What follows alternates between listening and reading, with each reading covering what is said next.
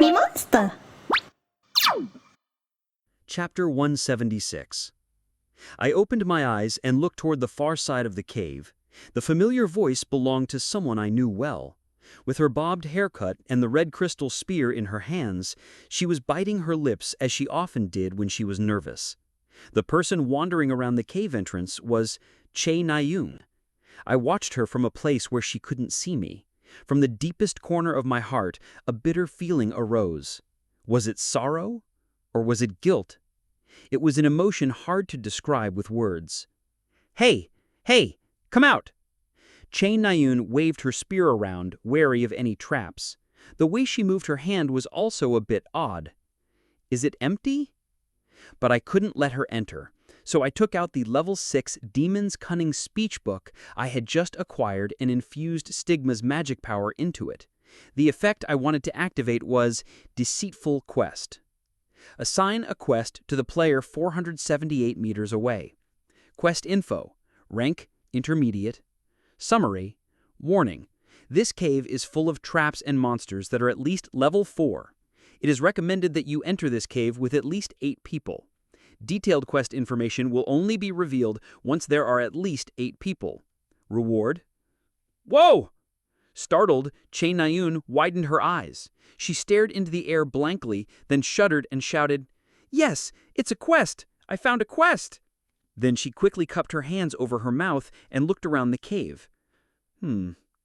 After checking that nobody overheard her excited outburst, she slowly backed away.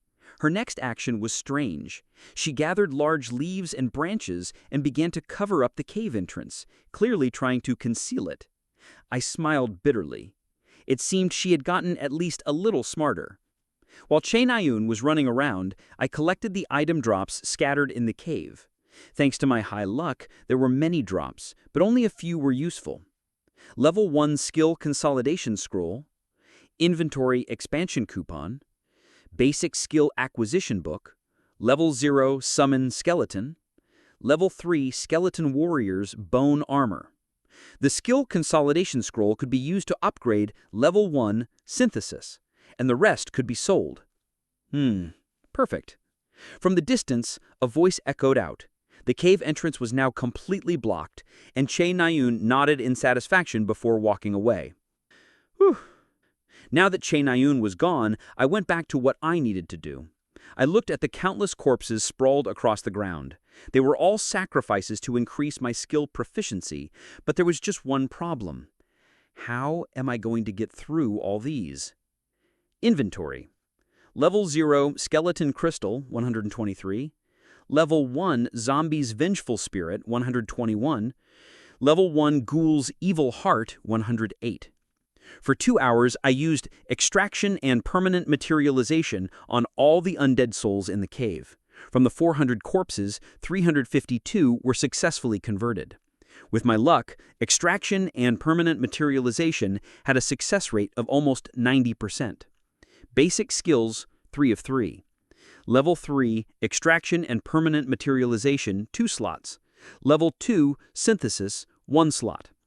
Thanks to my 2-hour grind, Extraction and Permanent Materialization became level 3, but there was an even better harvest. By repeatedly using skills, you acquire the special stat Spirit Power. On top of Vitality and Magic Power, your status window will now also show Spirit Power. Spirit Power will be consumed when using skills. From now on, you can train Spirit Power. Spirit Power. It was the power needed to use skills, as skills were considered the power of souls in this world. Before acquiring Spirit Power, players needed to use their vitality to use skills, which is why I had to consume 13 health potions in the last 2 hours. Tip: players confuse magic power and spirit power together. In this case, the fused spirit power will be stored in your heart. This is recommended to allow for easier activation of skills. No, that's okay. Like the system suggested, most players would opt to do this. To them, spirit power was something unfamiliar, and fusing it with magic power made it much easier to wield. Spirit power could only be obtained from the tower. As Master Sharpshooter and Aether were my only weapons, I needed to make spirit power into my new weapon. But if I fused spirit power and magic power together, I would be unable to use skills outside the tower. You chose not to fuse spirit power with magic power. Spirit power scatters in your bloodstream. To use it, you require training to manipulate it more elaborately.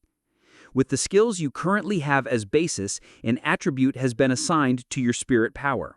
Your spirit power acquires the matter interference attribute. Skills of this attribute will rank up, but skills of other attributes will have their efficiency lowered. Matter interference. Mine sounded like an inferior version of reality manipulation. I wasn't sure whether it was good or bad, but it felt fitting. In any case, I left the cave, leaving behind a level 3 longsword I got from a random dice for Che Nayun. Oh, I'm so tired. The sunless prestige was always dark. I walked through the darkness and returned to the city. Everyone, look at this. However, the city was a bit louder than usual. A group of thin people were holding pickets and shouting as though they were protesting. We have to join hands. I looked at the pickets they held. Looking for players of ordinary background to join our alliance. Us ordinary players must join hands against the tyranny and information control of guilds. The Ordinary Player Alliance is waiting for you. I guess it's about time. The Ordinary Player Alliance. An annoying group was starting to form. The Ordinary Player Alliance was no different than a cult that practiced pyramid schemes. On paper, their purpose was to bring together players who weren't heroes or djinns, since guilds and pandemonium djinns formed cartels of their own. That was admirable in itself. The problem was they were incredibly corrupt and violent internally. For now, I ignored them and walked to my shop. Riri shop. Soon the shiny sign I made was in full view. There was a long line of players waiting in front of the shop. Among them were also members of the Ordinary Player Alliance. Everyone, us ordinary players need to unite. Guilds are refusing to provide us with information. They look down on us and ignore us. I, Zurahan, will help you. I will help carry your burden. His name was Zurahan. He gave off a kind first impression, but he was the main villain of this floor. I pondered, should I just kill him now, or should I watch his foolish conduct a bit more? For now, I decided to leave him alone. Since he would revive, killing him here wouldn't be meaningful, and a sudden attack would only give his followers greater faith in him. I passed by the long line and entered the shop through the back door. There were many players inside the shop. Among them, the most eye-catching was Rachel. She was looking at something with a serious face. She was looking at the LV3 wrist protector. For a swordsman, a wrist protector was one of the most important pieces of equipment. Her face showed that she wanted to buy it, but she soon shook her head and turned to the potions. Berserker Potion, External Injury Healing Potion, Mana Recovery Potion. She was murmuring seriously, thinking about what to buy. Vice Leader, you've been doing the same thing for the past 30 minutes. When a member of her guild finally called her out, the shop's door opened and 2 people Rachel was familiar with walked in. Hey, Aileen C., don't be so depressed. It happens. At least we can't worry about food. We can even sell some of it. Aileen looked as though she was about to cry, and Yi Young Ha was consoling her. Now, let's take a look. You wanted to see the magic amplification staff, right? I don't have any money, so I can't buy it. Aileen muttered with a tearful voice. Yi Young Ha scratched his head. Who knows? Maybe it's cheap. It says it's 2200 TP right there. LV3 Magic Amplification Staff, 2200 TP. Aileen pointed at a staff inside a display case, then she took a deep breath and turned around, clearly trying to hold back her tears. At the same time, Rachel's voice rang out. Owner, I'll take 5 of these. She had finally decided to buy potions. I'm buying in bulk, so do you think you could knock off 100 TP? Rachel carefully haggled, but Kiri was firm in her rejection. After the shop closed for the day, I stood in front of Kiri and Henry. They were cheery and clearly itching to tell me how much profit they made. How much did we make? Look, a lot! They immediately opened the safe and showed me 7,000 TP. players were generally hesitant to use their money in the early stages of the tower, but they didn't seem to hesitate to buy potions since they could save their lives. The player shop not having any potions for sale was benefiting me greatly. Good. Now I had to use this money to buy land. I already thought of a long-term solution for redistributing the TP I made from players to NPCs. To do this properly, here, take this. Henry and Kiri needed to grow. I gave them a total of 4 books. 2 taught them how to read and write, 1 taught them about business management, and the other was a skill book called The Law of Thinking. What are these? They're books you need to study. Whenever you're free, study them. We're studying? Wow! They quickly snatched the books and turned around. I honestly surprised them. I thought they'd hate studying. Stomp, they ran up to the second floor as though they were afraid I would take the books back. I watched the 2 children with a proud smile. Study hard, okay? I murmured to myself and left the shop. Now it was time to buy the land I'd been eyeing. I walked to an empty plot of land which was devoid of even a single blade of grass. I'd like to buy the land from here to way over there. Would you like to purchase the following plot of land with 6,000 TP? Yes. Although this plot of land looked desolate now, that would change after 33 demons die. It would become the only fertile land outside the inner city and would produce a crazy amount of food with the magic power infused in the land. I planned to turn this place into a farm, selling cultivated crops to players and distributing them to NPCs. With this, I planned to make Prestige a habitable place. Once that happens, Kim Soo-ho would surely change his mind about this place. That this place wasn't a pit of despair where the administrator and players treated NPCs like second-class citizens. That was the important part. No matter how much effort I put in, the real hero who will climb to the peak of this tower will be Kim Soo-ho. On the other hand, in the Creator's Sacred Grace Guild building outside the tower, Yoon Sung-ah called Kim Soo-ho to her office. With only a week left for the second opening of the Tower of Wish, there was something she needed to give him. "You're here." "Yes, guild leader." "Come sit." Yoon Sung-ah spoke with a smile, and Kim Soo-ho sat down in front of her. First, Yoon Sung-ah placed a ticket on the table. Kim Soo-ho's eyes widened when he saw it. "You know what this is, right? It's a black ticket." Kim Soo-ho stared at the ticket in a daze, then turned his gaze back to Yoon Sung-ah. "How did you get this?" "Hoo-hoo, I have connections." Yoon Sung-ah crossed her arms proudly. In truth, she had practically begged her old master, Yoo Sin-hook, saying that it was her final wish. In front of her tears, Yoo Sin-hook had no choice but to make a request to his best friend, the famous Vast Expanse. Vast Expanse offered it for the cheap, discounted price of 3 billion won.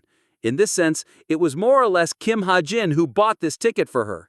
It was only because he made a single payment of 20 billion won to buy her apartment that she had the financial leisure to buy this ticket. "Anyways, I got you the best ticket. I have high expectations of you." But... What? Do you need something else?" "No, it's not that. You see, I found one too." "What?" Kim Soo-ho smiled bashfully and took out a green ticket. Yoon Sung-ah stared at this, then smiled. "Green ticket? That's not bad. You can bring someone with you then." Kim Soo-ho stared at Yoon Sung-ah. "Except the guild leader and vice guild leader. We're too busy." "Oh, I see. I understand. Like I said before, you don't have to be so formal with me. Oh, also..."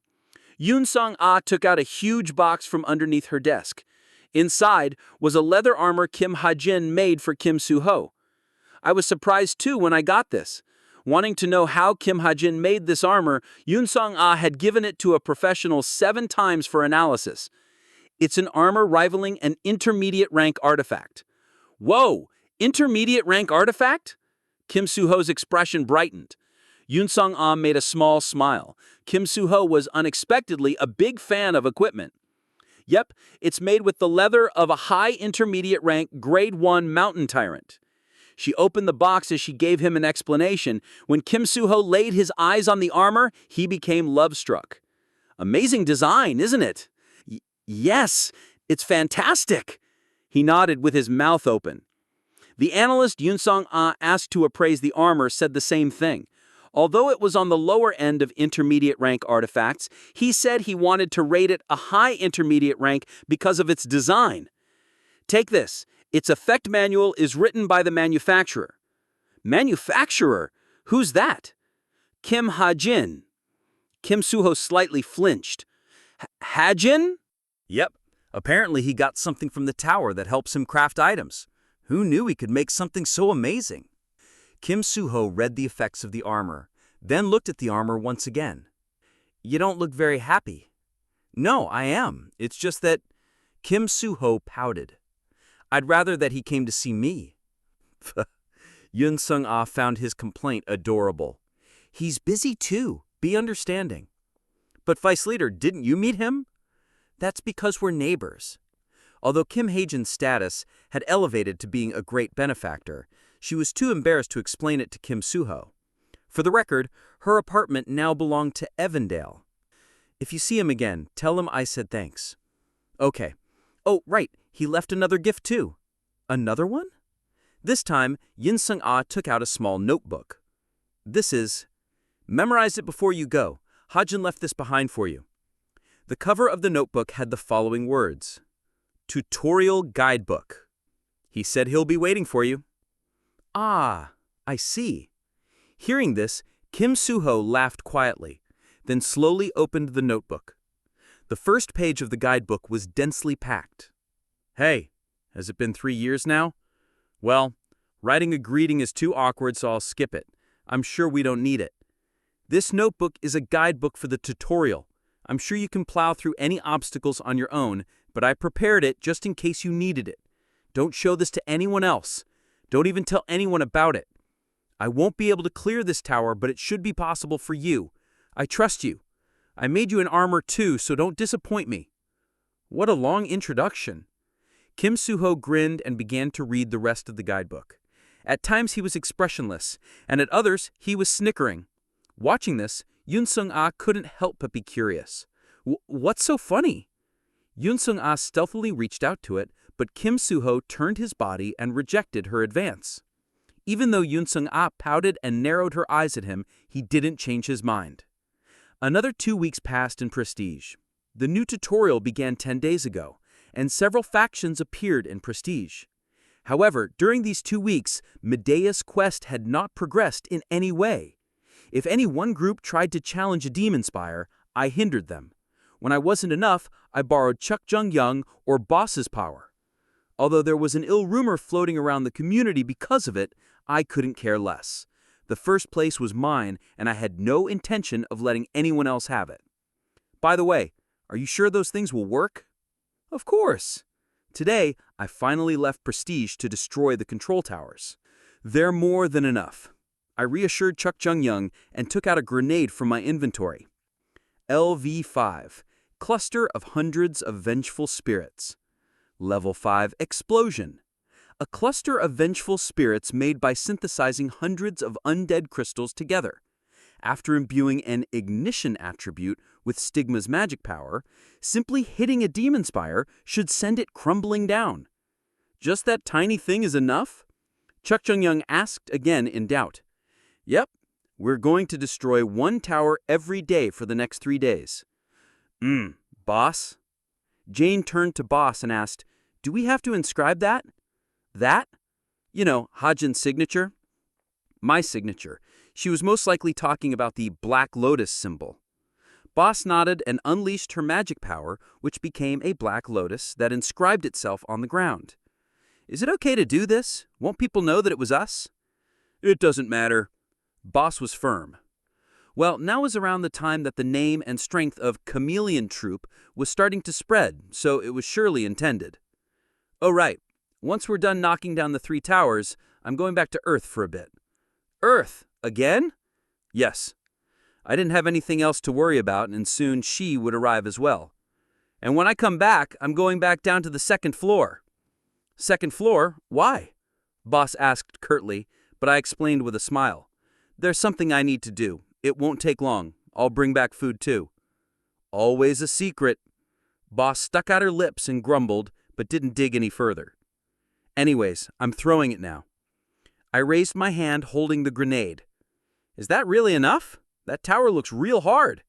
Wouldn't it be faster to just barge in and destroy everything? Jane, Chuck Jung-young, and even Boss looked at me with doubt. I didn't say anything in response.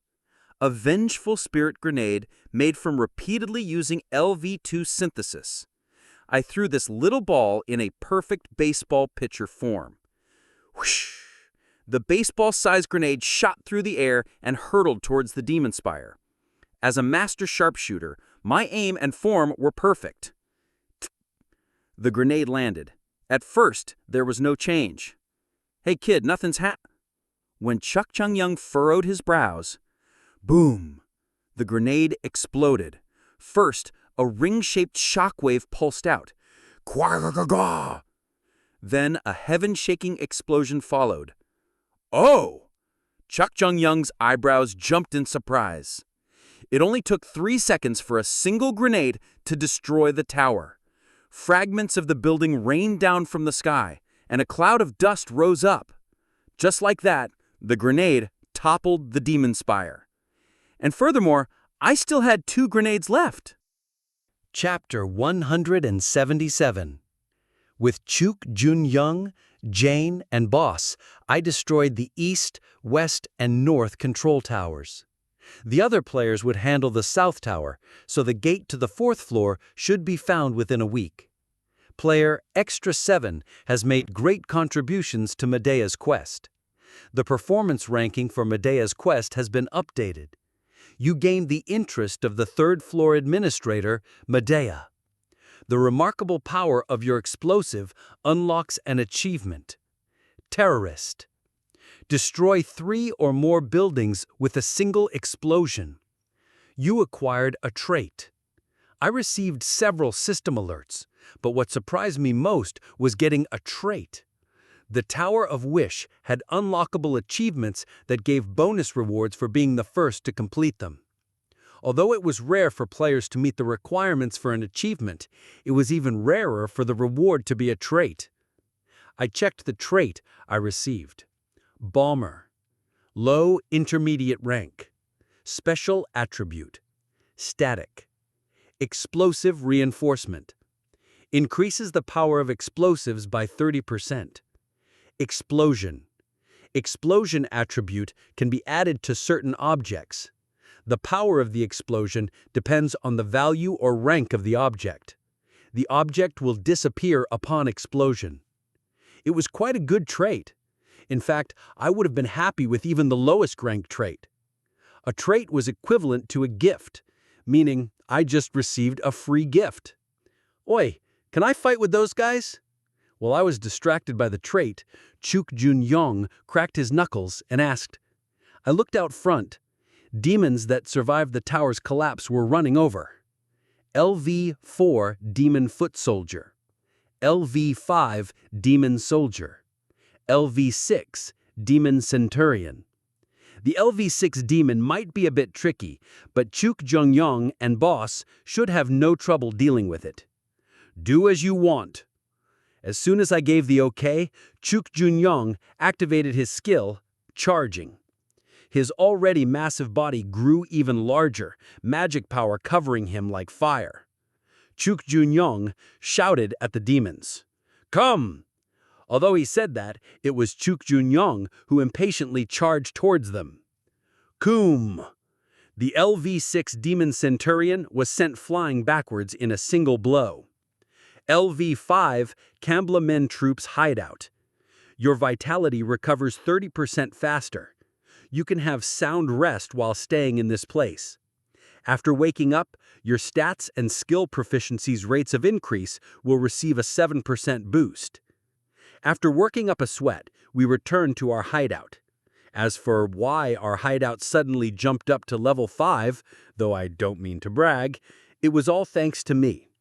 Unlike other players who rented their hideout buildings, I purchased ours entirely, expanded it, and added several handmade furniture pieces. There were 4 masterpiece beds made by Kim Hajin and 2 masterpiece couches made by Kim Hajin. I also built a shower room and turned the entire basement into a training room. Jane even stole an air purifier from a noble's castle. I was confident that our hideout was the best in all of Prestige. Ah, my home. I love the air here. Jane hopped onto the couch, smiling. Boss sat next to her and opened the community. Recently, Boss had taken a liking to browsing the community. I couldn't blame her, since there wasn't much entertainment here. Other players were having fun adventuring, finding quests, and learning skills. But Boss didn't seem interested in many of that. In fact, she hadn't even learned any skills yet.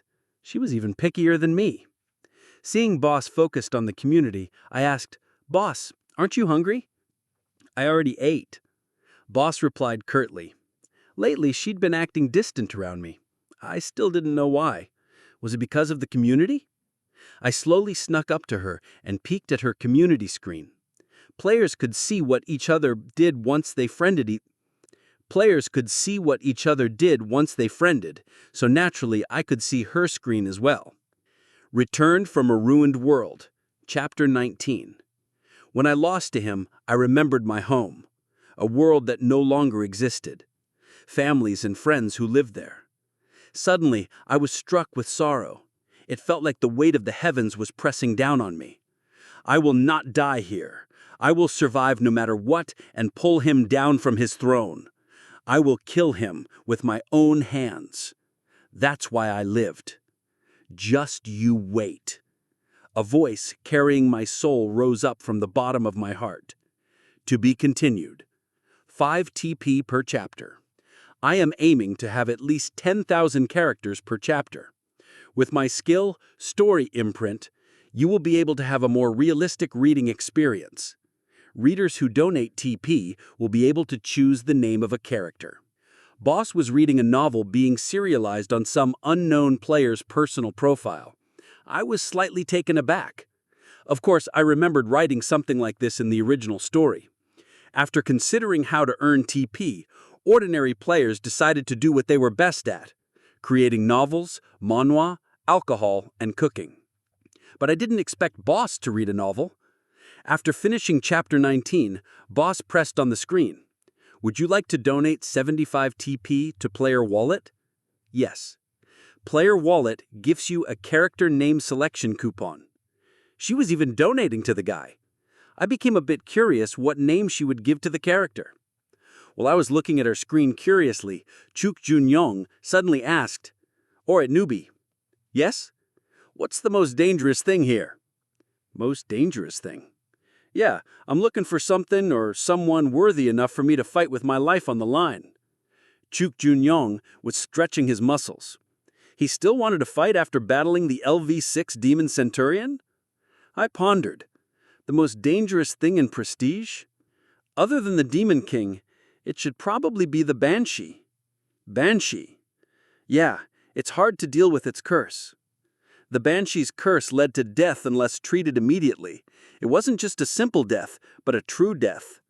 The curse prevented players from leaving the tower and caused them to suffer for up to 3 months before dying. Being able to revive didn't help. The curse wasn't lifted upon death and even followed players to their respawn locations. Ah, I see. If you get cursed by a Banshee, you have to tell me immediately. If the curse was only level 1, I should be able to get rid of it with extraction. Heh, you think I'd get done in by something like a curse? Well, the same goes for Boss and Jane. If you get the Banshee's curse, just tell me immediately. And with that, I turned to Boss's community again. But Boss seemed to have already submitted the character name and was now browsing the public forum. I gotta go now. Can you make some food before you go? I'm hungry. Hajin, you always only ask Boss. You're not going to train before you go? I can understand Jane asking, but even Chuk Jun-young sounded disappointed. It must be because I'd been training with him recently. Although Chuk Jun-young's training was hellish enough to kill me, I barely held on with self-hypnosis. I can do it. I don't feel pain. With these 2 hypnotic suggestions, I could barely keep up with Chuk Jung-jung. Do you want to come to Earth with me? No, I like it here. It's fun fighting with my strength restricted. Chuk Jung-jung smiled, as though he was truly having fun. If you say so. For Jane, I quickly walked over to the kitchen and made a boar steak. LV3 Kim Hajin's boar steak. Wow! How is it level 3? It's surprising no matter how many times I see it. After smiling at Jane, who was complimenting me, I teleported to my personal waiting room. Once there, I stretched and took a deep breath. One good thing about the waiting room was that it had sunlight. Moonen's egg was bathing under the warm light. Wait. I examined the egg closer. I knew it! The egg had gotten bigger. Was it about to hatch? I smiled and sat down next to it. I planned to go back immediately, but I decided to wait for 30 minutes. The egg surely needed its master's love. I held the egg in my embrace. LV question mark, question mark, question mark, highest difficulty tutorial town. The highest difficulty tutorial town had troubled many players, including Chaenayun and Aileen, and had gained quite a bit of notoriety outside the tower. Here, Kim Soo-ho was currently leading a leisurely lifestyle. Although he couldn't avoid getting less than he was promised from the mercenary missions, by being extremely frugal with living space and food, he managed to gather the 1,000 TP needed to pass the tutorial. It was all thanks to Kim Hajin's tutorial guidebook, which contained the best haggling prices for various shops and inns. But other than this, the guidebook only gave general advice and told Kim Soo-ho to look for things on his own. However, this actually led Kim Soo-ho to find several hidden pieces. The first advice was, walk slow and steady to find hidden pieces. There's no need to hurry. Direction is more important than speed. Following this advice, Kim Soo-ho carefully explored the outskirts of the town and encountered someone unexpected.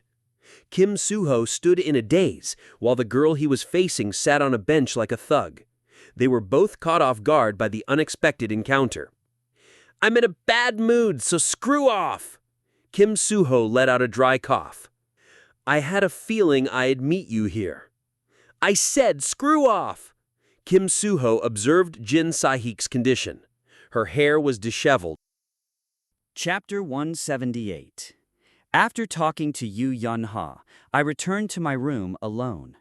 I could hear the kids whispering inside the tent in the living room. Did someone just come in?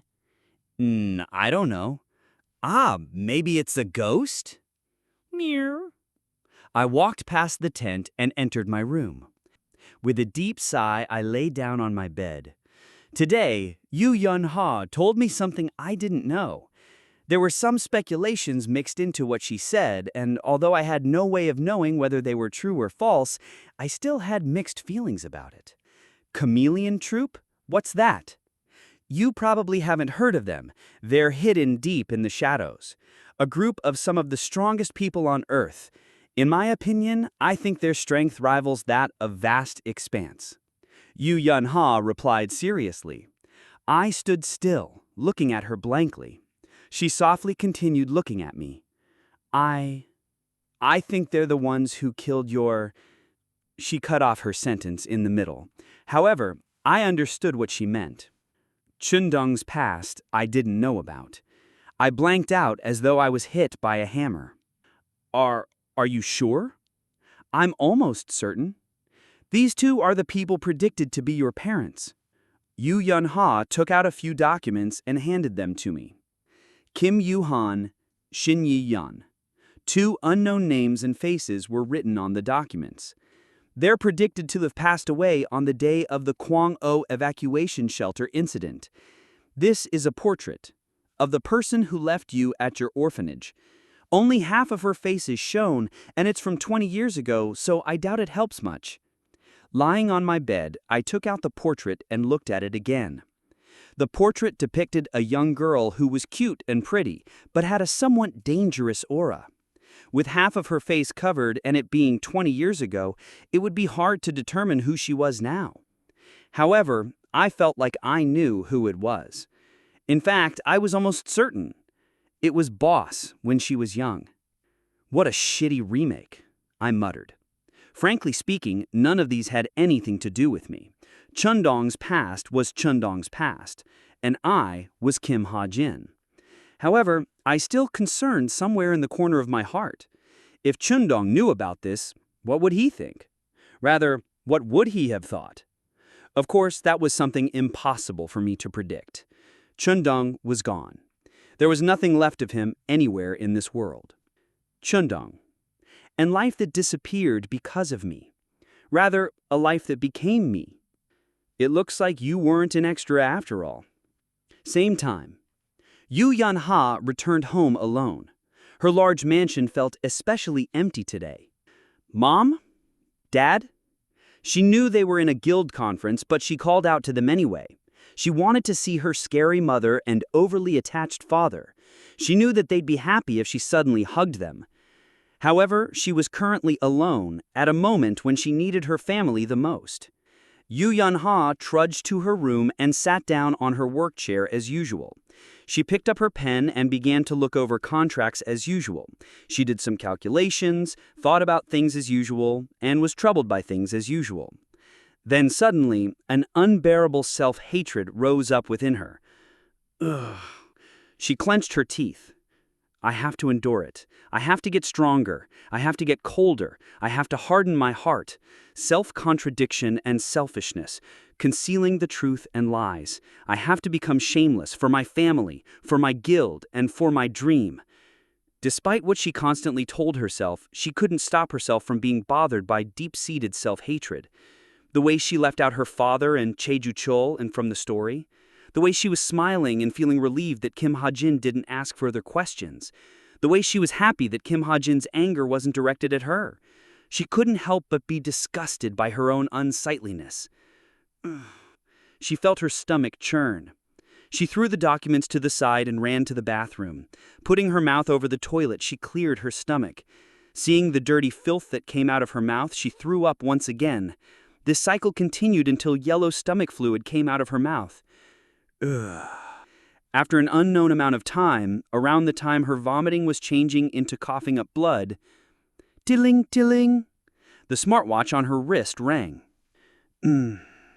After glancing at the name of the caller, Yu Yanha closed her eyes and took a small breath. She spat out the blood and saliva in her mouth, washed her hands and face, and shook off the bad feeling in her mouth by brushing her teeth. Then she wiped herself off with a towel. The other caller had already hung up. Tilling, tilling. Soon, her secretary called her again. This time, she quickly picked up. Yes, what is it, say Chansey? Her voice was different than any other time. Miss, the government returned the offer we made. Did they? Yu Yanha's eyebrows twitched. However, she maintained her composure and asked, what did they want? Shoo. She turned on the faucet and began to wash her hands again. Her mysophobia and obsessive-compulsive disorder had gotten worse recently. Environmental concern is the reason they gave, but that's obviously false. They're not willing to negotiate with us. It seems Cheju Chul bribed or threatened them. Cheju Chul. It was Cheju Chul again. Looking at her hands, she thought about what Kim Ha-jin had once said to her. If your hands are already dirty, use them however you want. What should we do? Her secretary cut off her self-deprecating thought. There's nothing we can do against someone who doesn't want anything, Yu Yanha replied with a smile. Although she was bitter on the inside, she decided to give it up cleanly. Understood. Also, we captured a spy who was trying to make a copy of our monster database. Unfortunately, some information has already been leaked. That said, they weren't anything too expensive. This time, Yu Yanha's composure was greatly shaken. Today seemed to be the day when all bad things came all at once. Another spy? What do you think, Seichunsi? What should we do? Should we cut off one of his arms? Yu Yanha left the bathroom and sat down on her office chair once again. Yes. Regrowing a severed arm isn't too difficult nowadays. There's that potion we developed too. She turned her laptop on. Her secretary had already sent the detailed report to her email. Yi Zhong-hua. The name and face of the traitor was shown on the screen. Just leave it to me. What will you do? Are you going to cut off his limbs and throw him in a dungeon? Pardon? Yu Yanha had already lost count of how many times something like this had happened. It wasn't something that could be solved with lawful means like a lawsuit. Her opponents always covered up their crimes with unlawful methods.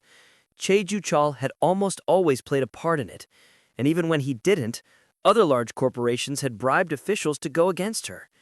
You should know this too, Se-chun-si. Over the past 4 years, Yu Yanha experienced and learned many things. Yu Yanha. She experienced her first betrayal 4 years ago. At the time, she thought it would be her last one. However, there were many more attempts afterwards. There was even an attempt to overthrow her that almost succeeded. As far as she was concerned, the reason these things happened was because she was too soft. If she had cut off the heads of her traitors, others would have been warier of doing so. Can no longer forgive such a thing. With that, Yu Yanha hung up the call. There was only one principle left in her: kill or be killed. She immediately gave a command to the Falling Blossom Guild. Understood. A reply came back immediately. Yu Yanha stared at the message. Thud. Then slammed her head on her desk. She let out a deep sigh and pondered.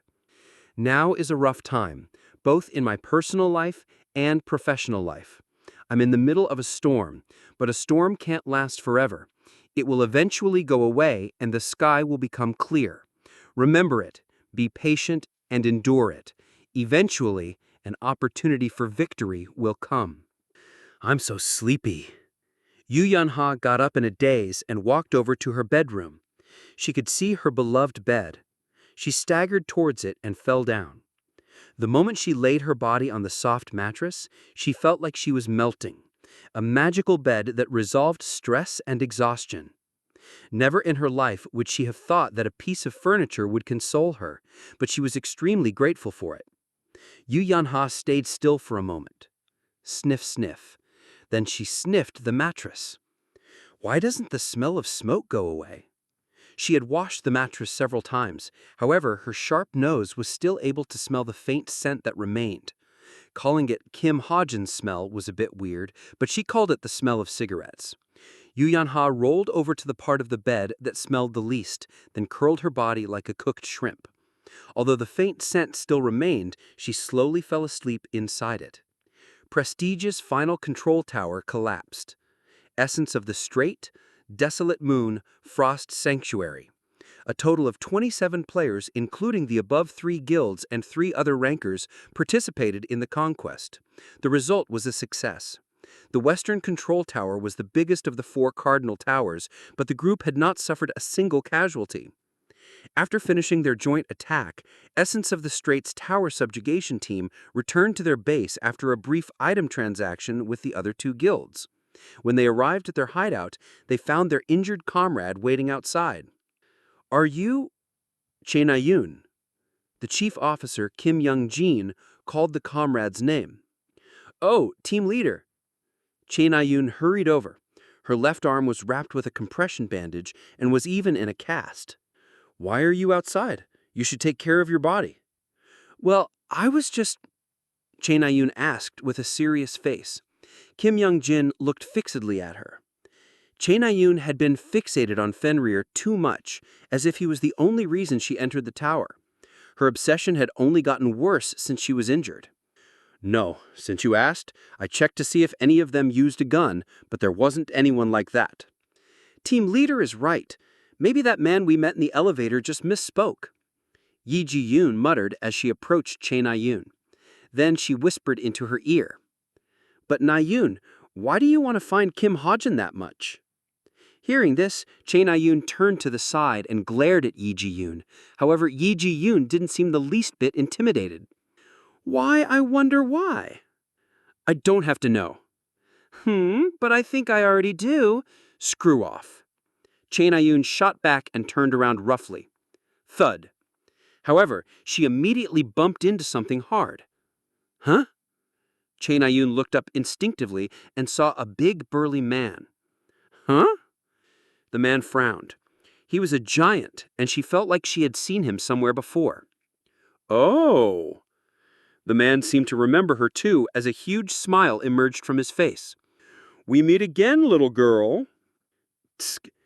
Chae Na-yoon finally remembered who he was. He was the man who was acting as a bodyguard for an NPC in Tutorial Town. Chae Na-yoon clicked her tongue and stepped back. Chok Jin-young smirked threateningly and tried to approach her. Stop! However, Essence of the Straits guild members quickly stepped forward. Kim Young-jin pointed his sword at Chok Jin-young and asked Chae Na-yoon, "Who is he?" He's someone I quarreled with in Tutorial Town." That's all Chae Na-yoon said. In response, Chok Jin-young smirked. His gaze was fixated on her chest. "What? You're Chae Na-yoon?" He was looking at the name tag on her chest. Essence of the Strait, Chae Na-yoon. Chok Jin-young found it funny that guilds had already begun to make name tags for themselves. "You know me?" Chae Na-yoon asked, maintaining her composure. Chok Jin-young furrowed his brows. "Why are you talking so casually?" "You did it first, so what?" Her logic momentarily put Chok Jin-young at a loss for words. After being in a daze for a moment, he quickly snapped out of it and let out a dry cough. "Come, so why are you looking for Fenrir?" "You know him?" Chae Na-yoon's eyes widened. Chok Jin-young flinched, but soon shook his head calmly. No. You're lying. I fought him once before." "You fought him?" "Yep, and I won. But he was a tough opponent." Kim Hajin had told Chok Jin-young to remain silent on anything related to him, and Chok Jin-young was the type who listened to his comrades' requests. Of course, whether he was able to hide it was another matter. Wee! Chok Jin-young began to whistle and looked away. Chae Na-yoon glared him suspiciously, then asked another question. "But how do you know me?" "Ah, well, you're quite famous." "Am I?" Chok Jin-young had a habit of making a list of the strong, people who would become strong, and people who are said to be strong. That said, he could rarely remember their faces. "Also, a djinn bragged to me a long time ago." "A djinn? What does that have to do with me?" In that instant, a deep, dangerous smile emerged on Chok Jin-young's face. "That crazy bastard left quite an impression on me. He said he killed your mother." "What?" The killer of Chae Na-yoon's mother had always been a taboo for her. Immediately, Chae Na-yoon's face heated up. An unbearable rage spiraled up from her heart. "Yeah, you fucker!" She punched him instinctively. Thwack! However, her small fist was easily blocked by Chok Jin-young's palm. "Listen, kid, I'm not the one who killed your mom." He was about to twist her wrist. With a little bit of pressure, he felt he could crush her bones. However, his bones are surprisingly strong. "Oh, you have a surprisingly strong..." Kung! While he was murmuring in surprise, a fierce kick struck his face.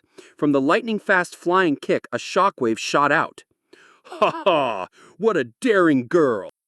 Chok Jin-young didn't expect her to attack with one of her arms in a cast and the other in his hand. After receiving her kick, Chok Jin-young stood still and revealed his teeth in a grin. He could see Chae Na-yoon swallowed up in rage. It was the type of face he loved to see. "Tell me." "Tell you? You just said it. The djinn who killed my..."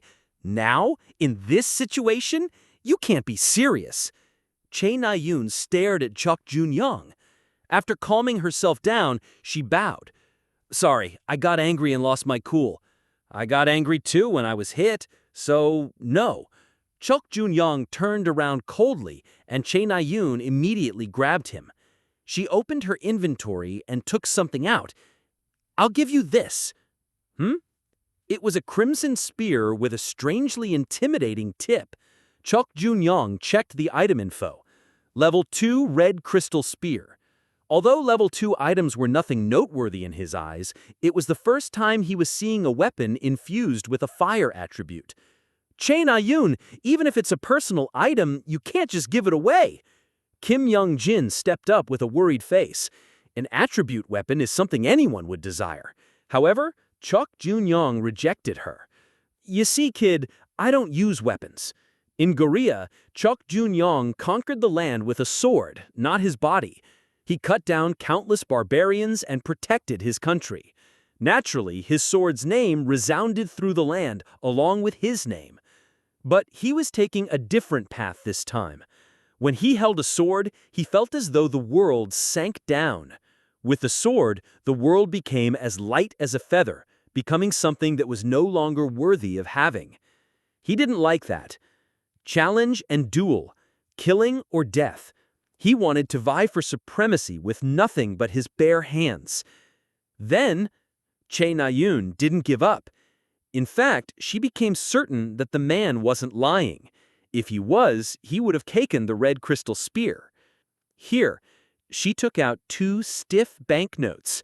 They were 2 1,000 TP bills. This time, Chok Jun-young showed a little more interest. "This is all I have. I don't need it. Use it to treat your arm. I don't want my future opponent to be a cripple." Chok Jun-young reined in his desire for wealth and coldly declined the offer. When he turned around once more, Che Na-yoon's sharp shout rang out. "Hey! Fuck! That was a lie, right? If you weren't going to tell me, why did you even say that?" Hearing her scream, Chok Jun-young paused. He looked back by turning his head slightly. "Sir." The moment Che Na-yoon met his eyes, she changed her tone to a respectful one. Chok Jun-young calmly replied, "I like people who are strong." "What?" "This one, sobriquet, is Korea's strongest." He took on an imposing tone and stared at Che Na-yoon. His face still stung from the kick of a girl who barely came up to his chest. "You can send me a friend request. If I like you, I might tell you. Challenge me whenever you want. I'll accept it." "Korea's strongest is your nickname?" Hey!" Chok Jun-young waved his hand and quietly walked away.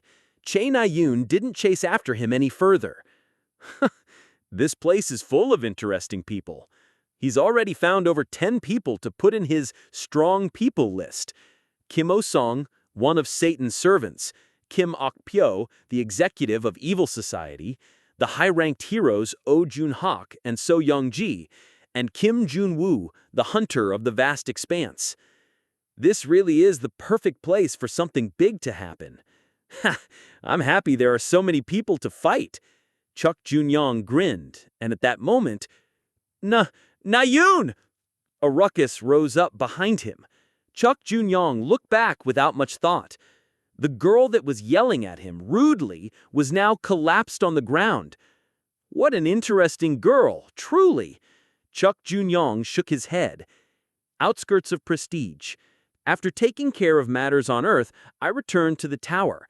I put out an announcement, notifying that Truth Agency was taking a break for a little while longer. Then I contacted SH Agency CEO Park Soo-hak to buy a special artifact from the auction house when the time comes. I was currently in front of the elevator to the 2nd floor. I didn't tell boss or any other members of the Chameleon Troupe what I was up to. With what I found out from Yu Yan-hei, I wasn't quite sure how to face them. However, I wasn't worried. I had already made full preparations. I was covered in all sorts of high-level equipment that players on the 2nd floor couldn't even dream of having. My skills were level 3 as well. I had full confidence in being able to kill Jin Sa-huk. Let's go. Still, she was the final boss I designed. I couldn't help but feel a bit scared, but I shook it off with self-hypnosis and entered the elevator. I pressed the button to the 2nd floor. Going down. Warning, you'll need to get a new citizenship identification card when you come back. That's okay. The elevator moved. The time it took to reach the 2nd floor was 4 hours. Wondering what to do during this time, I took out Munin's egg, which I brought from my waiting room. From its original chicken egg, it grew bigger until it was now as big as an ostrich egg. I brought it with me since it looked like it was going to hatch soon. At that moment, a system alert popped up. A certain player has entered the 5th floor. Already? That was quicker than I thought. Well, the 4th floor wasn't hard, so it wasn't too surprising, but players should start getting stuck from the 6th floor. Furthermore, I only had to prevent them from reaching the 9th floor. Because of the calamity on the 9th floor, it had to be opened as late as possible. I took out a blanket and lay down on the elevator. The 9th floor was the 9th floor. For now, I decided to only think about Jin Sa-hook. Chapter 179. While I was stuck in the elevator, I talked to Moonen's egg. It wasn't anything interesting. I just told it fun folktales like the story of the rabbit and the turtle and the story of the 3 little piglets. As the egg periodically shook, I knew it would hatch soon. Ding! You arrived on the 2nd floor. Exactly 4 hours later, the elevator stopped on the 2nd floor. I put on my mask and hood, then did a maintenance check on the Desert Eagle. It took 0.5 seconds to load and reload, and 1.5 seconds to transform the gun with Aether. That was enough. Shung! I stepped into the grass and surveyed the area with my 1,000-mile eyes. Thankfully, Luke wasn't too far away. Judging by the empty plaza in front of him, the second wave of players still seemed to be in their waiting rooms. First, I climbed a tree. Then, I jumped from tree to tree looking for a spot where I could see the entire plaza. After checking dozens of trees, I finally found one that gave me a full view of the plaza and was by a cliff, so there was little chance of being ambushed. I sat down on the branch. Now, I just had to wait until Jin Sa-hook showed up. Time passed. 10 minutes, 30 minutes, 90 minutes, then 3 hours. I can wait. I like staying hidden. It's fun. It's great. Using level 6 Demon's Cunning Speech, I cast Self-Hypnosis.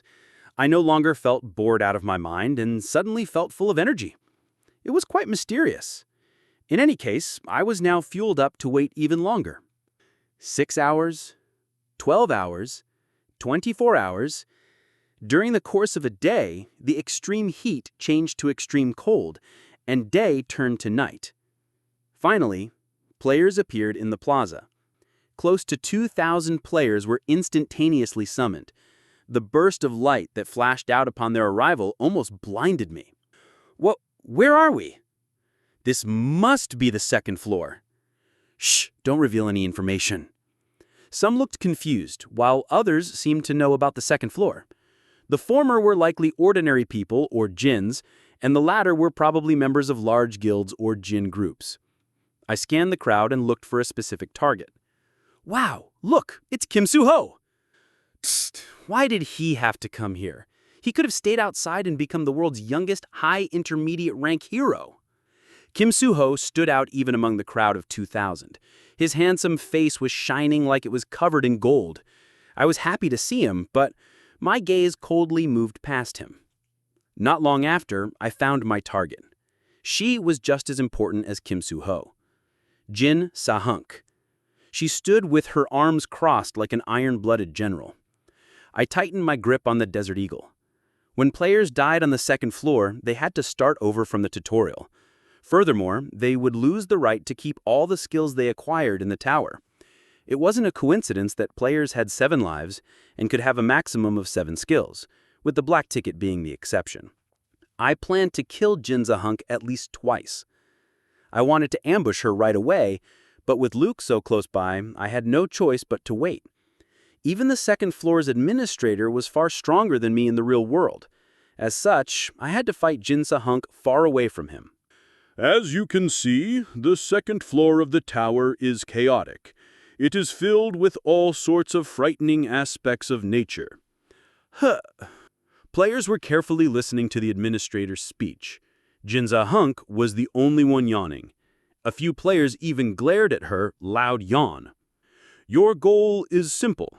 Pave through this chaotic nature, filled with traps and monsters, and find the elevator to the 3rd floor. Luke gave the 2nd wave of players the same speech he gave to the 1st. Jin Sa-hook was bored. Even without an explanation, she was confident she could steamroll through anything that hindered her. But be careful. In this place, there may be hunters other than monsters who are out to prey on you. The administrator gave a final warning. Bothered by this particular sentence, Jin Sa-hook stopped and looked at the administrator. For some reason, he seemed to be staring at her. There are players who remained on the second floor or came back from an upper floor to attack and steal from newer players. You will need to watch out for these newbie hunters. They know that you have at least 1,000 TP and that you are at your weakest. The crowd stirred. It seemed this was the first time guild members were hearing about this. Because guild were so focused on how to climb the tower quicker, they had forgotten about other players with ill intentions. Now go out and find an elevator. With that, the administrator sat down under a tree and began to read a book. The majority of players, including Jinza Hunk, stopped paying attention to the administrator and headed off. Even those who weren't among the majority only gave the administrator a light bow before going on their way. There was only one group that stayed and approached the administrator. Unsurprisingly, it was Kim Suho and his companions. Being nosy again, psk. Jinza Hunk sneered at Kim Suho and headed north. Unlike many others, she was alone. In Jinza Hunk's eyes, newbie hunters were just a source of money and food. She wasn't afraid of them in the slightest. Come get me. She walked with confidence. With every step, a thin current of magic power shot up. After 30 minutes of her come get me walking, a boar appeared attracted by her magic power. Level 2, Black Blood Boar. Quack! The large boar charged forward. Jinza Hunk lightly shot a bolt of magic power. Quack! The boar's internal organs were blown up, killing it instantly. Jinza Hunk approached the corpse and carefully emitted her magic power, dismantling the boar's meat and leather. She took only the most delicious parts of the meat and the thickest parts of the leather. Everything was done with the information she gained outside the tower. How easy. Afterwards, Jinza Hunk continued forward. Contrary to her expectations, no newbie hunters challenged her, and only unintelligent monsters appeared. It seemed even the weakest humans recognized a predator. Jinza Hunk let out a disappointed sigh. Whoosh!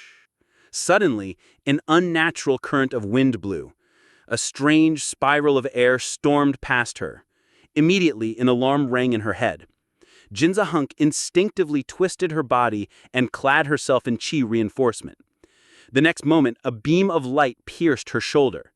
Blood spurted out and an intense pang of pain struck her. Strength instantly left her body. Her legs gave out and she fell backwards, but she quickly picked herself back up. Using her magic power, she stitched up her wound. She made up for the large amount of blood she lost by circulating her blood quicker with her magic power.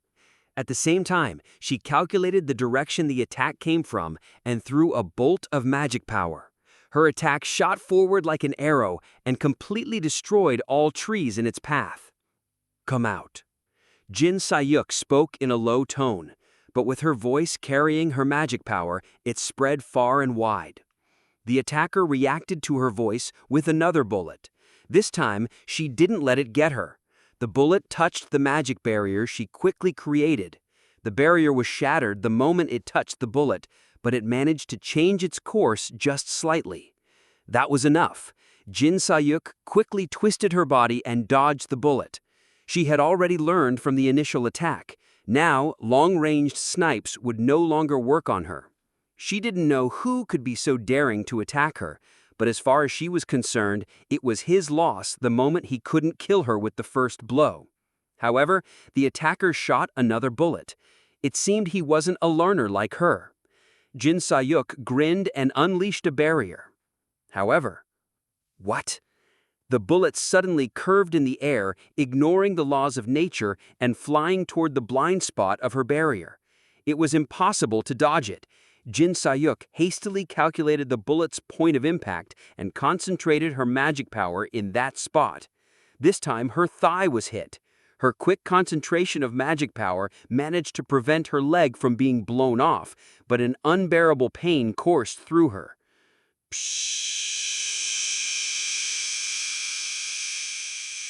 With the rustling sound of leaves, a man jumped down from a tree. The man, predicted to be the sniper, was wearing a mask and a hood. However, he then threw them off and revealed his bare face. He began to walk toward her. Jin Sayuk carefully observed his face. You. She knew exactly who he was. Whew. After firing 3 bullets, I deactivated the sniper rifle mode. Then I jumped down from the tree I was sitting on. I considered mixing in Stigma's magic power in a bullet to kill her in one blow, but I decided otherwise. If she dodged, my ultimate attack would have been wasted, and even if it did hit her, she would only lose 1 life from killing her. To take at least 3 lives from killing her, I had to blow her head off with a shotgun. That was the only way. I approached Jin Sayuk. "It's been a while, eh?" Jin Sayuk was glaring at me. I thought she had fallen backwards, but she was already up. Behind her, dozens of magic power weapons undulated. It was her special application of magic power. Her magic power capacity surpassed even Chain Ayan's, and her magic power control and adaptability were the greatest in the history of mankind. Her gift, Magic Arms, was a simple yet devastating ability with the power to create thousands of weapons with magic power. But that should be something the current Jin Sayuk could not be handling, so I furrowed my brows. "You obtained a hidden piece, didn't you?"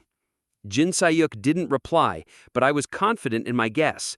I didn't know exactly how she found it, but she must have chosen remove 10% of the stat restriction as her reward. "Oi." Jin Sayuk, who was only glaring at me, finally spoke up. "What? Did you come down to get killed?" I smirked. It seemed she was wondering why I didn't just kill her from the tree. Of course, if I wanted to, I could have easily done so. Without her finding out who killed her, I could have killed her slowly or swiftly. But there was a reason I came down from the tree. It was to kill you thoroughly.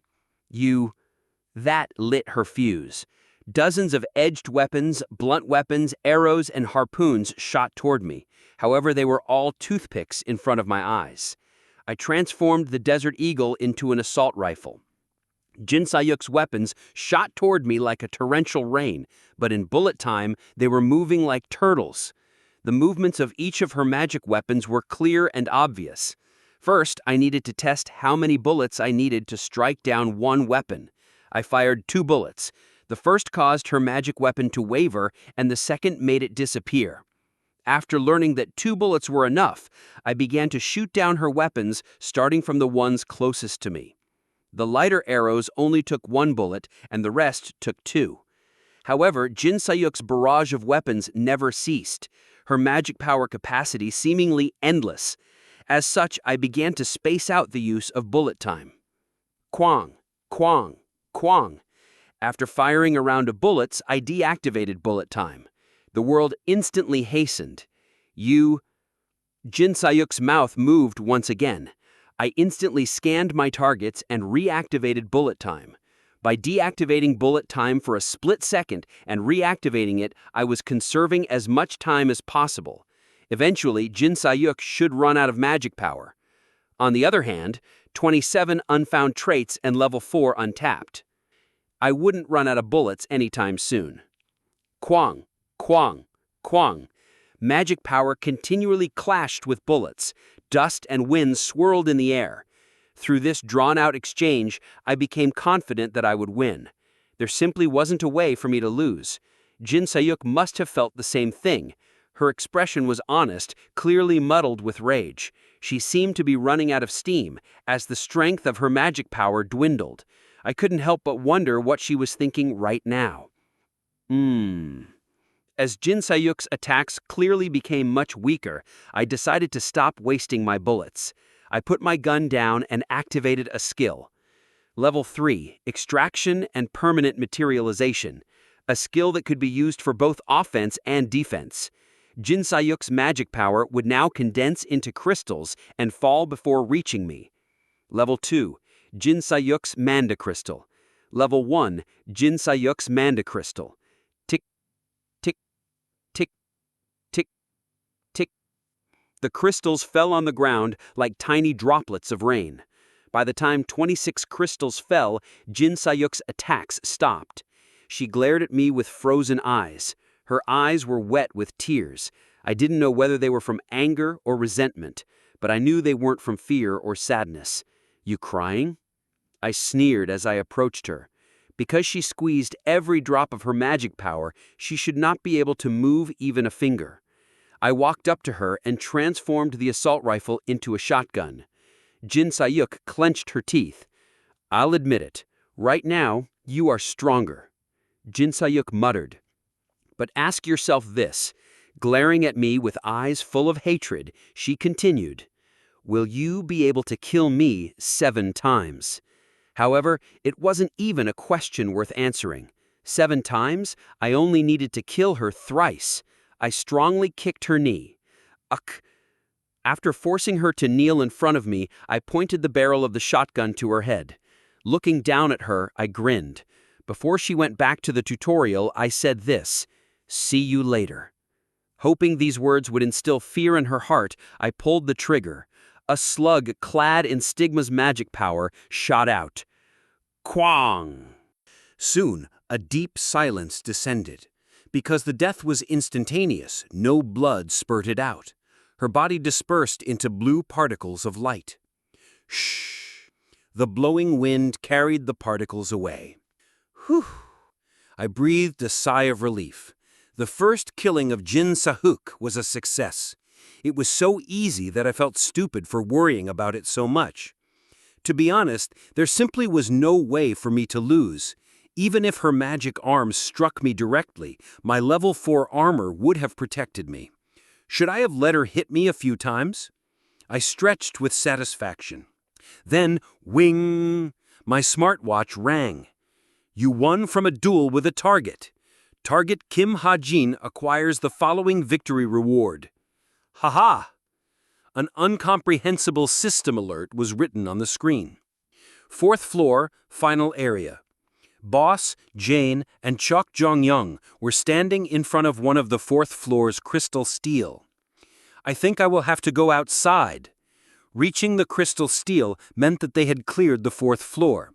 The 4th floor's mission was to defeat the 8 undead kings in 8 compass directions. To advance to the 5th floor, one only needed to defeat one of the 8 kings and find the crystal steel in its palace. Outside! To Earth, why? It's starting to get fun, boss. Why don't you wait until you clear the 5th floor? Jane and Chok Jong-young tried to persuade her. No, I don't think I can wait any longer. However, Boss was determined. She was no longer able to ignore the doubt and suspicion in her heart. She wasn't sure whether the magnifying glass was faulty or if Kim Hajin was mistaken, but she needed to know why Kim Hajin would have such a feeling to sleep soundly. Jane, who was calmly watching Boss, stepped up. "Move aside, Chok Jong-young." "What? Why always me?" "Move it. You've been exiled in your past life, right?" "What does that have to do with any?" After sending Chok Jong-young off, Jane walked up to Boss. "Something's been bothering you, right? Tell me." She whispered in her ear. "I can't tell you yet." However, Boss remained silent. In a situation where she couldn't be certain of anything, she didn't want to bring discourse among troop members. Just wait. I'll find out the truth no matter what it takes." Seeing Boss's determination, Jane didn't dig into it any further. "If you say so." "All right, I'll see you two later then." "Don't go and hurt yourself, okay?" After nodding, Boss looked through the player shop to buy the necessary tickets, while Jane and Chok Jong-young walked up to the crystal steel. After about 5 minutes, "Are we going up right away, Jane? Do you have enough potions?" "I'm always ready." "Okay, then let's go." Boss slowly approached Jane and Chok Jong-young, who were talking excitedly. "Jane, Boss, you still haven't left?" Jane widened her eyes and tilted her head. Boss stared at Jane for a moment, then mumbled softly, "Lend me some money." "Huh?" I need to buy a return ticket and re-entrance ticket, but I'm short 300 TP. Jane stared at her, blinking in surprise. Boss quickly added an excuse. "I ended up spending too much." Jane immediately furrowed her brows.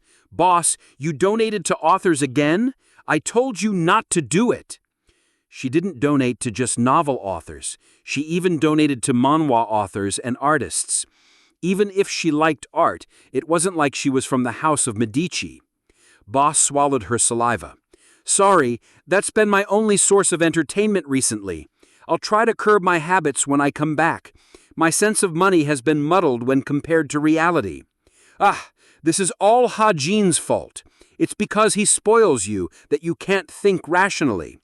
Jane began to nag her. Boss was about to say that she should be more respectful to her boss, but she swallowed her words and listened to Jane's nagging. Boss knew that Jane became terrifying when it came to anything related to money. Chapter 180. Jin Sa-hook's eyes shot open. Like someone who had nearly drowned, she began to hyperventilate. She was breathing, but the overwhelming pressure made it feel impossible.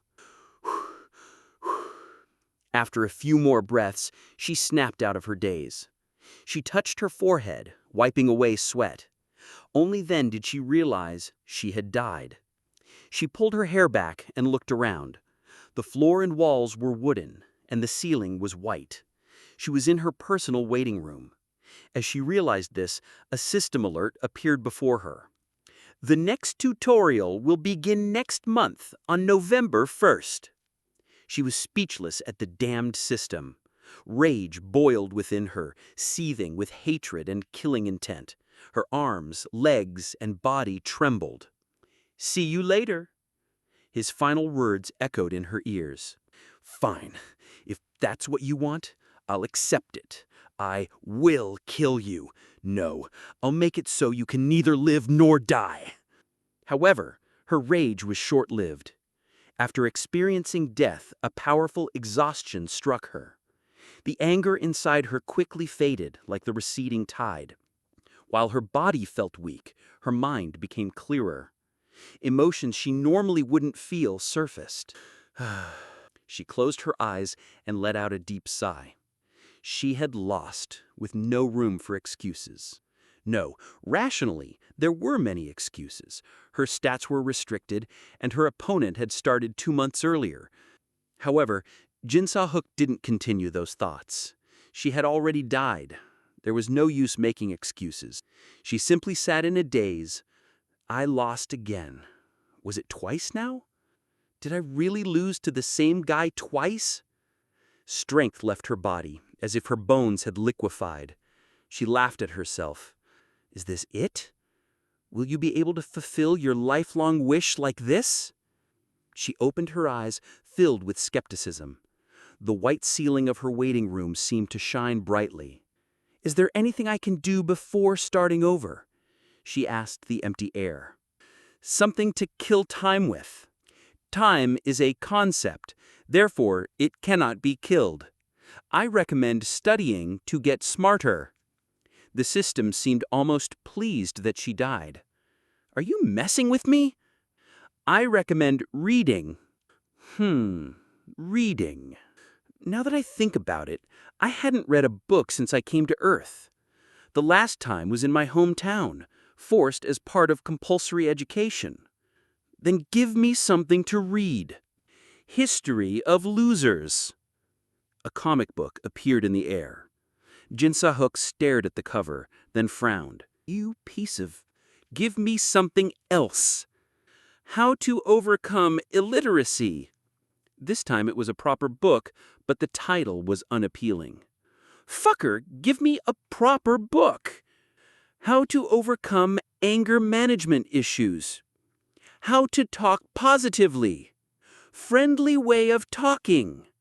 Suddenly, several books began to fall from the sky. Anne of Green Gables. 100 Facts Every Idiot Should Know. How to Maintain One's Composure. Are you messing with me, you piece of... Ugh! A heavy book struck her head as it fell. Jin Sa-hook clutched her head and groaned. Oh, you son of a... But the attack wasn't over. Do-do-do-do-do. Countless books fell from the sky like hail. The Bird That Drinks Tears. The Little Prince. The Prince. Veritable Records of the Joseon Dynasty. On the Origin of Species. Anatomy. Soon, Jin Sa-hook was buried under books.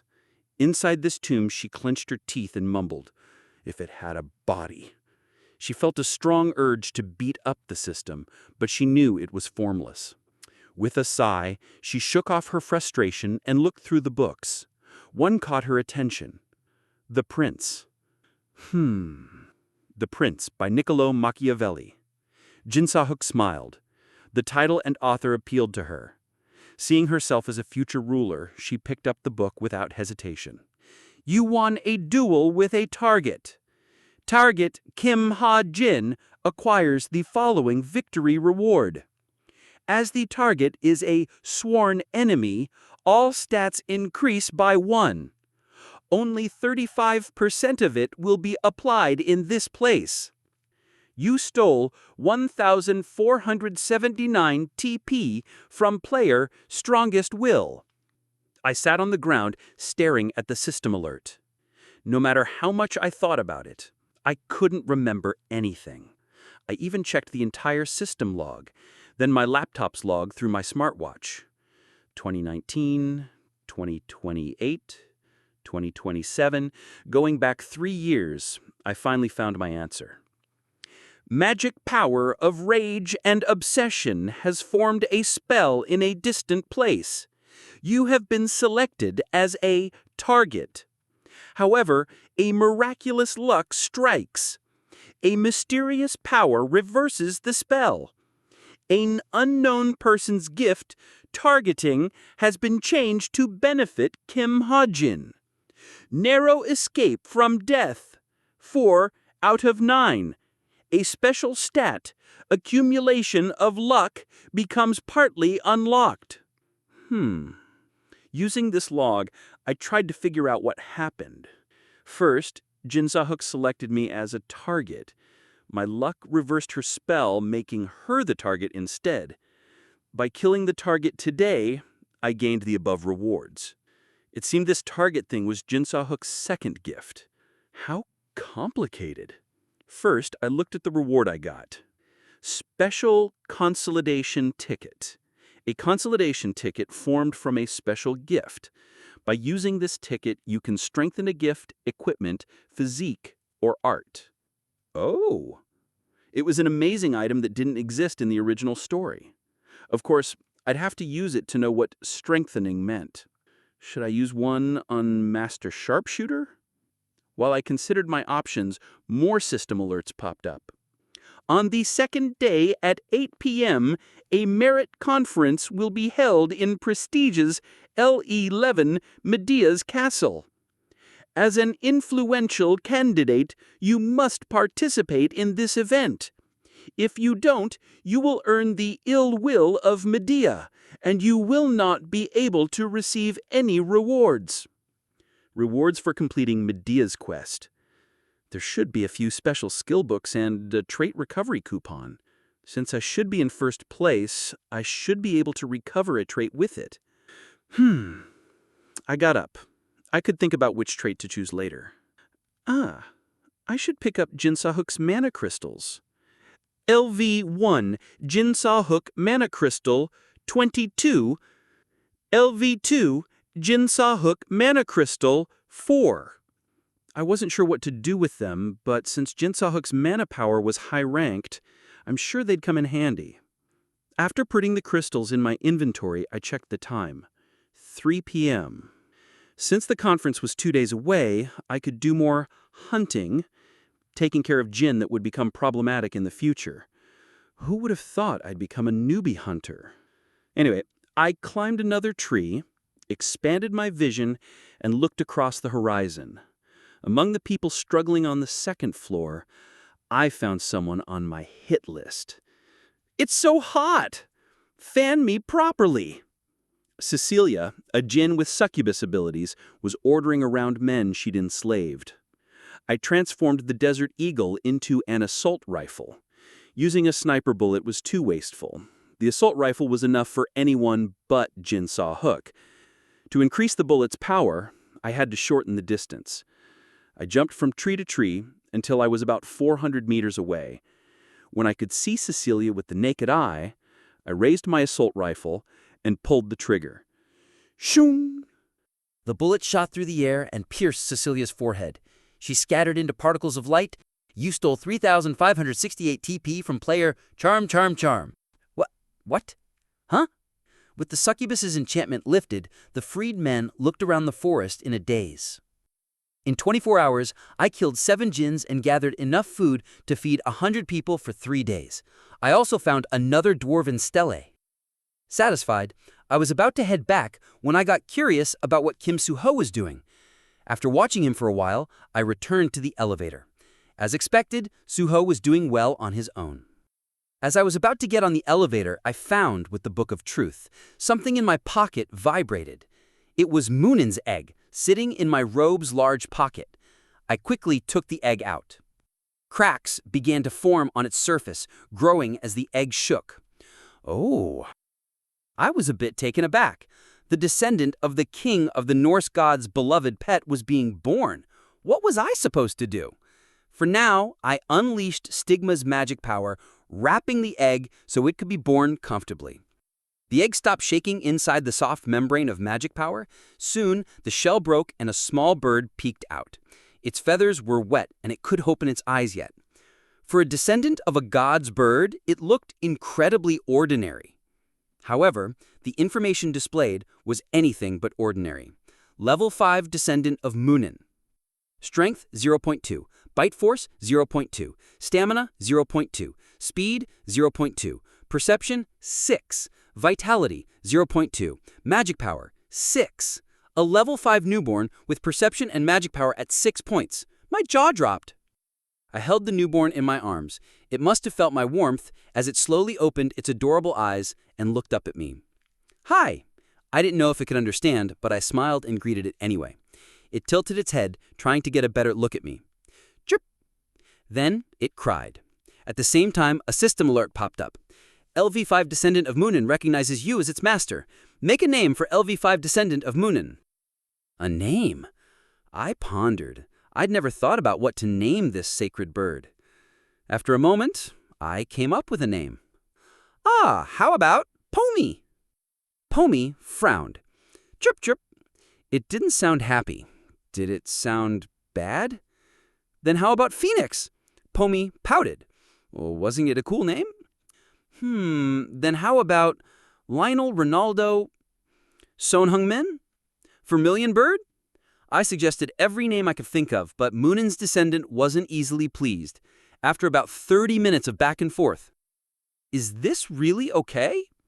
Chip, chip. The little bird finally smiled, its eyes forming a cute crescent moon.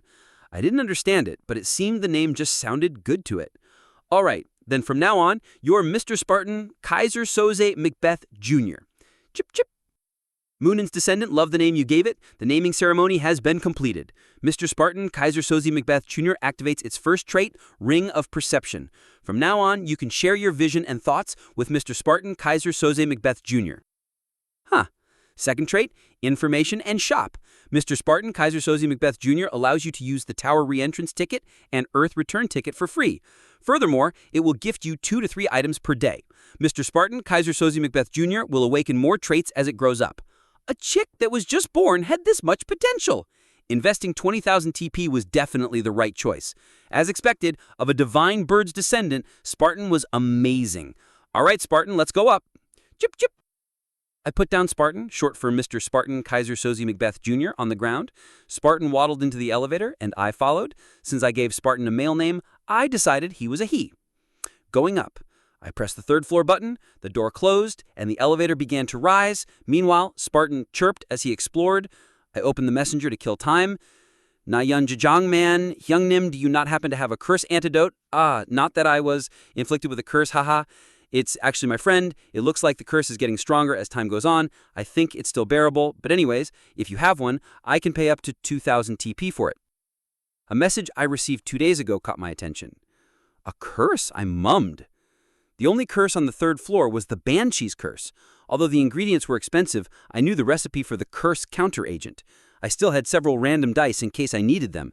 However, I was afraid to meet Nayeon Jajangman. I was afraid to find out whether he or she was the Nayeon I knew. But I also couldn't let Nayeon Jajangman's friend die. I leaned against the elevator wall, deep in thought. Chip, chip! Hearing Spartan's loud chirp, I glanced over. Chip, chip! Spartan was flapping his wings. Was he already trying to fly? He was only born 30 minutes ago. Chip! Spartan's eyes closed as he focused on his wings. Chip! Chip, chip, chip! Unfortunately, he couldn't fly yet. He seemed dissatisfied, glaring at his wings. Chip, chip! After a disgruntled cry, he put his wings back. I couldn't help but smile at how adorable he was. Meanwhile, Boss returned to the Chameleon Troop's hideout on Earth. With the tower's stat restriction lifted, she felt a bit sore. She didn't waste time stretching and headed straight to the lobby. Boss, you're back! Cetrin spotted her first. Cetrin ran over and tried to hug her, but Boss pushed her back with a light burst of magic power. Meanie! Why can't you love me as much as Newbie? Where's Drone? Drone? Cetrin tilted her head and pointed at Drone's playroom. He's been in his room lately. What do you need him for? Boss didn't answer and walked to Drone's room. Knock, knock. Drone reacted to Boss's harsh knocking. The door opened, and Boss looked down. Drone. Boss! The small child, only up to her chest, looked up, blinking in surprise. Why'd you call me? Tell me where Eugen Hick is hiding. It? So suddenly. Didn't I tell you to investigate his whereabouts? That was a long time ago. Drone flinched at Boss's unusually irritable tone. It was a side of her he hadn't seen in a long time, thanks to Hajin Hyung. Did something happen inside the tower? I found out where he lives, but why are you looking for him? There's something I want to ask him. I don't think he'll respond to my messages on Violet Banquet, so I'll have to find him myself. Boss was sure Eugen Hick knew something. Watching Boss's determination, Drone swallowed nervously. Thank you for listening. If you enjoyed this story, don't forget to subscribe, comment, and like the video. Have a suggestion? Let me know in the comments.